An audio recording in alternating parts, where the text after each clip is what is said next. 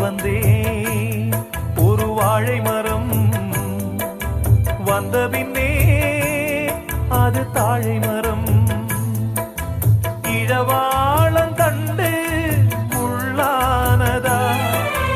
என் கைகள் தீண்ட விறகானதா அழுதாலும் தொழுதாலும் வழியே கிடையாதா வாங்கி வந்தேன் ஒரு வாழை மரம்